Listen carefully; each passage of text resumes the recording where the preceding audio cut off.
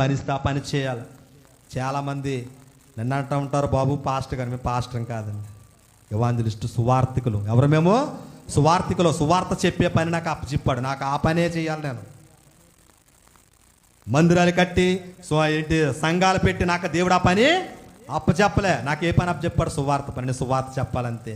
ఇప్పుడు సౌలు పని ఏంటంటే యుద్ధానికి వెళ్ళడానికి సిద్ధపరచాలి యుద్ధ సామాగ్రి అన్నిటిని, రాజు కాబట్టి. ఈ పని చేయకుండా పాస్టర్ గారు చేయవలసిన పని ఎవరు చేశారు? సౌలు చేశాడు. నువ్వు చేసిన పని ఏమి అని అడిగాడు, ప్రశ్నిస్తున్నాడు సమూయేలు. చివరి వచనంలో దానికి సొంత నిర్ణయం తీసుకున్నందుకు కారణంగా ప్రవక్త ఏం చెప్తున్నాడో చూడండి. కింద చదివిస్తున్నాను చూడండి. 21వ క్షమించరా తల్లి, 12:13 చదవరా తల్లి. 13వ అధ్యాయము 12-13. మొదటి సమూయేలు గ్రంథము 13వ అధ్యాయము 12వ వచనము. ఫిలిస్తీయులు వచ్చి అనుకుని సాహసించి అర్పించితనని ఇట్లా నేను నీ దేవుడైన యెహోవా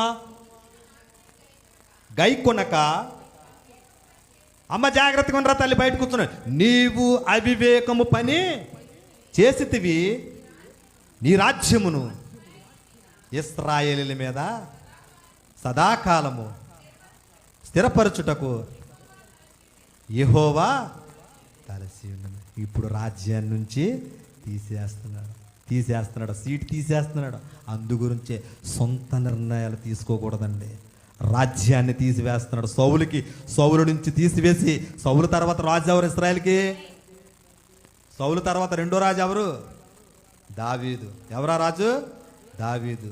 40 సంవత్సరాలు పరిపాలించిన రాజులు ఎవరు? ఎంతమంది అంటే ఏళ్ళు చూపిస్తున్నాను కదండి, నలుగురనే అంటున్నారా? 40 సంవత్సరాలు పరిపాలించిన రాజులు ఎంతమంది? ఇశ్రాయేలు ప్రజలను 40 సంవత్సరాలు పరిపాలించిన రాజులు చెప్పాం. ఎవరు?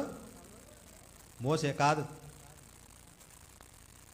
ఇద్దరే, సౌలు దావీదు. 40 సంవత్సరాలు పరిపాలించారు. మిగతా వాళ్ళందరూ 20, 30, 10, 2 నెలల్లో ఒక్కరోజు కూడా పరిపాలించాడు. ఉమ్రి అమ్మగారు, జిమ్రి అనుకుంటే మీరు చెప్పారు, ఒక్కరోజు పరిపాలించాడు, లేపేశారు అన్ని.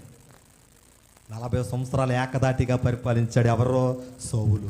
ఎప్పుడైతే సొంత నిర్ణయం తీసుకున్నాడో. ఈ మాట ఎందుకు చెప్తున్నానంటే, చాలాసార్లు అదే జీవితము, అదే అనుభవంలో నడిచినటువంటి నేను నా సొంత నిర్ణయాలు తీసుకుని చాలా కోల్పోయినటువంటి అనుభవాలు నాకున్నాయి. ప్రియమైన దేవుని పిల్లరా, అప్పటి వరకు రాజు సౌలు ఎప్పుడైతే సొంత నిర్ణయం తీసుకున్నాడో ఇశ్రాయేలుని ఏలవలసినటువంటి రాజు